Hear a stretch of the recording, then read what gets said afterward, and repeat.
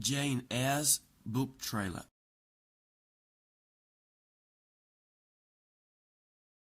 Charlotte Brontë was an English novelist and poet born in 1816.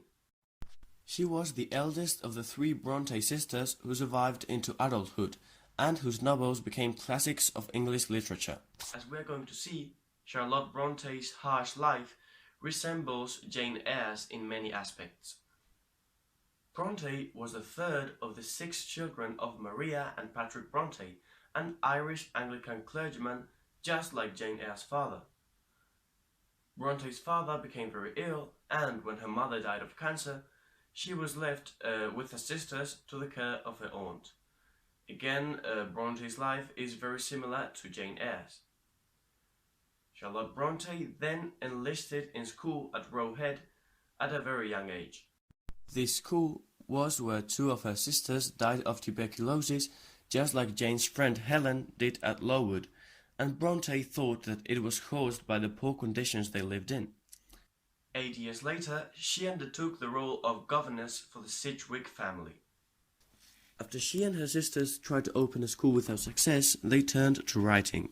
Charlotte Brontë, under the pseudonym of Cara Bell, had Jane Eyre published in 1847, soon admitting to her pseudonym to become celebrated in London literary circles together with her sisters.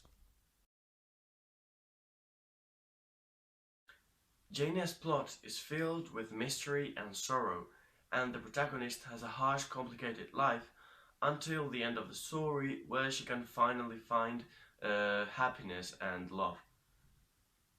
The novel starts when Jane Eyre is just a child living at her aunt's house, and throughout the story the reader is able to discover the strength and the kindness that Jane Eyre shows when she has to face the many challenges that her life will present.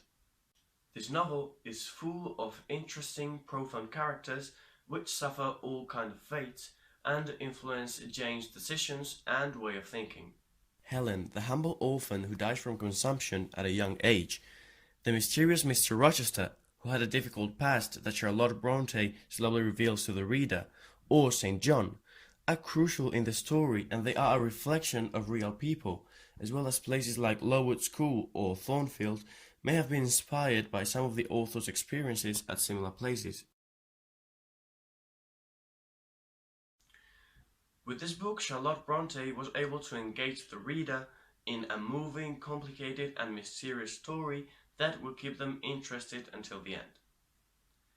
However, I do find it necessary to admit that sometimes it was hard to keep reading, since the story unfolds so slowly and the language used in it isn't simple.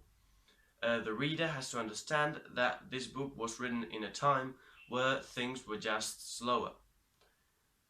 In conclusion, I wouldn't really choose this book if I was wanting to enjoy a relaxed and fun reading afternoon, but definitely with some willpower and interest you can end up enjoying the discovery of its plot.